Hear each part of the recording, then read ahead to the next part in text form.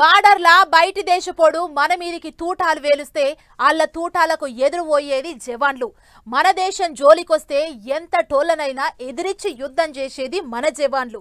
మన కోసం ప్రాణాలు త్యాగం చేసేటోళ్ళు ఎవరన్నా ఉన్నారంటే వాళ్ళు జవాన్లే.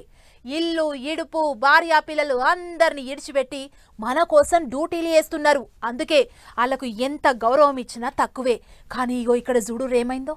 ఆగ చూడర్రి ఎట్లున్నదో చక్కదనము. కంపు కొట్టే బాత్రూములు, ఇరిగిపోయిన బెంచీలు, సినిగిపోయిన సీట్లు, ఎక్కడ చూసినా చెత్త చెత్త, ఆగమాగం, చందన చందన.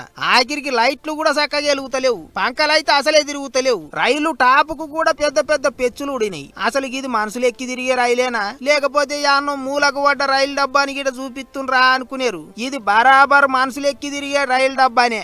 అందులో పెద్ద ముచ్చట ఏంటిదంటే, మన దేశాన్ని రక్షిస్తున్న జవాన్ల కోసం ఆఫీసర్లు కేటాయించిన రైలు అటగిది. త్రిపుర నుంచి జమ్మూ కాశ్మీర్ దిక్కు జవాన్లను తోలుకపోనికే గీ రైలు వేసిండ్రాట. ఇక బండెక్కిన బిఎస్ఎఫ్ జవాన్లు రైలు అవతారం దాని సకదనం చూసి పర్సాన్ అయ్యి గిట్ల వీడియోలు పోటువోలు తీసిండ్రు. గా వీడియోలు అట్లట్ల సోషల్ మీడియాలకెక్కి దేశం అంతా తిరిగినాయి. మన కొరకు పానాలు కూడా లెక్క చేయకుండా త్యాగాలు చేసే జవాన్లకు, బార్డర్ల ఎండనక వాననక సలనక డ్యూటీలు చేసే జవాన్లకు ఇచ్చే గౌరవం గిదేనా అని చాలా మంది ఇంటర్నెట్ లో పొట్టు ఆడిపోసుకున్నారు. సర్కార్ వాళ్ళ మీద చాలా మంది గరం అయినరు. ఇదెక్కడి రీతి?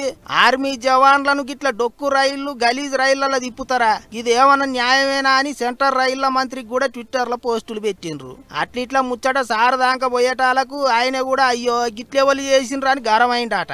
ఆర్మీ జవాన్లకు ఇటువంటి అల్క తక్కువ గలీజ్ రైలు డబ్బాలు కేటాయించిన 4 ఆఫీసర్లను అప్పటికప్పుడు సస్పెండ్ చేసి ఇంటికి తోలిచ్చిండ్రాట. అంతేకాదు ఆర్మీ జవాన్లకు అన్ని సౌలతులతోని ఉన్న ప్రత్యేక రైలును రప్పించి అండ్ల జమ్ముకు తోలుకపోయినరాట. ఏమైతే గానీ మన పానాలకు వాళ్ళ పానాలు అడ్డేసి కాపాడే జవాన్లను ఎప్పుడు నారాజ్ చేయొద్దని కోరుకుంటారు పబ్లిక్.